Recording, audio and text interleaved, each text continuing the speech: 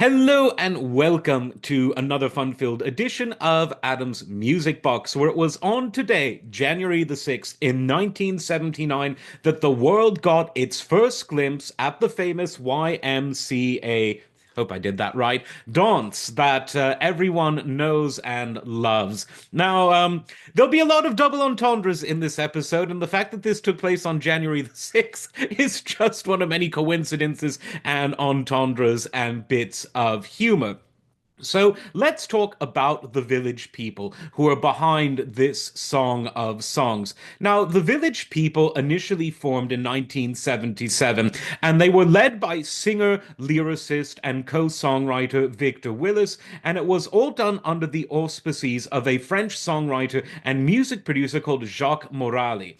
Now, a lot of the biographical information about the band gets a bit skewed because most of the Village People weren't actually songwriters or even well known in musical circles. They were essentially a backing dance troupe that did occasional backing vocals, but most of the backing vocals that you hear on the records were actually done by professional session singers. However, the real singer of the band, who had a very good voice and still does, is of course the policeman, and that is Victor Willis. Now, the Village People are probably best known as a gay band that promoted gay imagery and themes. But making this more complicated, Victor Willis has been, in fact, married to a woman. I think, if I'm not mistaken, he's married to his lawyer, who's a woman and wife, for many, many decades, even though most of the backing, no, not all, but most of the backing members of the band were gay. I told you that it's going to get confusing, but it will all be worth your while if you just stick with me. Now, Jacques Morali was a gay man who sadly died of complications from AIDS in the mid 1980s. And between Willis and Morali, they crafted very memorable songs that did something very unique by the standards of any decade. On the one hand, they were songs about generic issues, but approached from a very different point of view, loaded with gay double entendre. Macho Man, for example, on the one hand, no, it's about physical fitness. On the other hand, it's about a unique gay culture that emerged in certain gyms.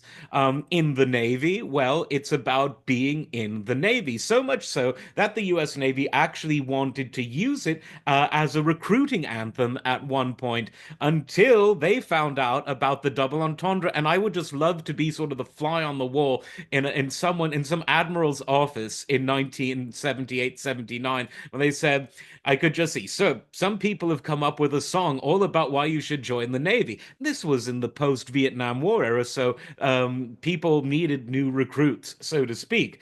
And then I could just see, what you see what it's really about. Oh, it's about that. Uh, so so that happened. Now, with YMCA, the double entendre is maybe even more obscure, even though by now everyone gets it. Now, Victor Willis has said in the past, and he said even last year during the election, he said that for him, the song is all about youth togetherness. It's about keeping off the streets, staying away from drugs, getting healthy.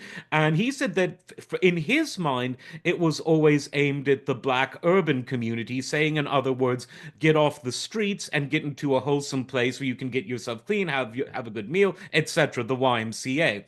For Morali, who's not here to be interviewed, one would think that his own experiences in the gay community would have informed a lot of the double entendre. And Willis has said in the past that he doesn't mind the double entendre. He thinks it's fine. Another interview, he said people should get their minds out of the gutter. That's ostensibly about the sexual double entendre in the song. But be that as it may, when the song initially came out, most people just thought it was about the YMCA, which, by the standards of a lot of disco lyrics, which had references to drugs and sex of all sorts, it seemed pretty wholesome. Little did people know. But it took the world by storm, and Dick Clark helped show his audience on American Bandstand this dance. And the song has lived on, even after the original lineup of the Village People fell by the wayside, and the disco era itself evolved into other things. The song has survived a lot. It survived the AIDS HIV crisis of the 80s. It survived the changes to legislation about gay rights in the 90s and early 2000s. And most recently, it has been sort of rejuvenated as the anthem for Donald Trump, which some people find funny, some people find interesting.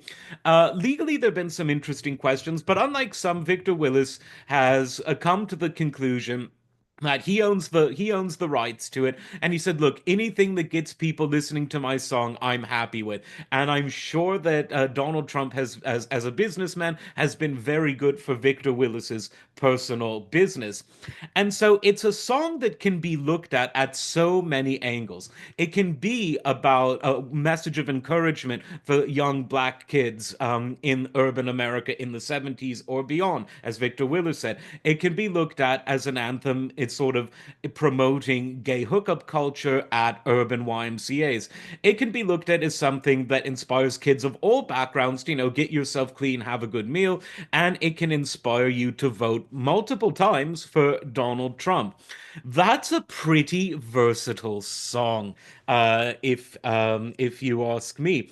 And it's one of those songs that will probably never go away. It has got staying power.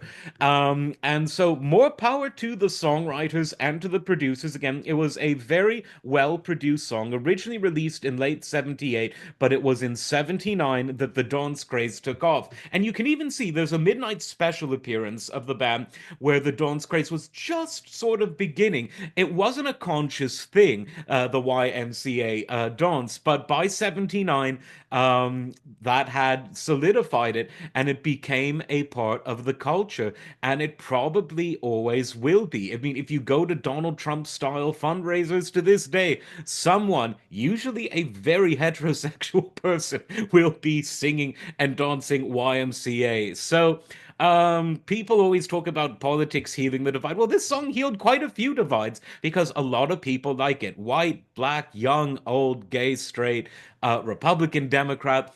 It's just one of those songs. And I guess Dick Clark really knew what he was doing back in 1979 when he introduced the dance to the world. Like, subscribe, and we will see you next time. Take care.